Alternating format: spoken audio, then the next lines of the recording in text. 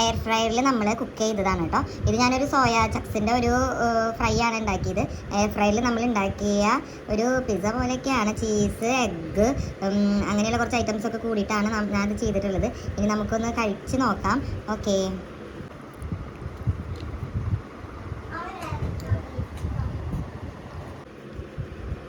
ഇതിൻ്റെ ഉൾവശമൊക്കെ ഇങ്ങനെയാണ് കേട്ടോ. എയർ ഫ്രയറിൽ വെച്ചിട്ട് നമുക്ക് കുക്ക് ചെയ്താലും നല്ല ടേസ്റ്റിൽ കിട്ടും. എഗ്ഗൊക്കെ നല്ല സ്മൂത്തായിട്ട് കുക്കായിട്ടുണ്ട്. അതുപോലെ ചീസും നന്നായിട്ടുണ്ട്. ടൊമാറ്റോ ഒക്കെ കറക്റ്റ് വേവാട്ടോ. അതിന് നിങ്ങൾക്ക് കാണിച്ചു തരാൻ വേണ്ടിയിട്ടാണ് ഞാൻ ഇങ്ങനെ തുറന്ന് കാണിച്ചത്. അല്ലെങ്കിൽ ഇതൊരു റോള് പോലെ ആയിട്ടും കഴിക്കാം. ഇത് സോയാ ചക്സും അതുപോലെ എഗ്ഗൊക്കെ ഇട്ടിട്ടുള്ള ഒരു ഡ്രൈ ആയിട്ട് ഉണ്ടാക്കിയതാണ് കേട്ടോ. ഒരു ഗ്രേവി അല്ല, ഒരു ഡ്രൈ ആണ് സോയാ ചക്സിൻ്റെ. അപ്പോൾ എല്ലാവരും ഇത് വീട്ടിലൊന്ന് ട്രൈ ചെയ്യണേ.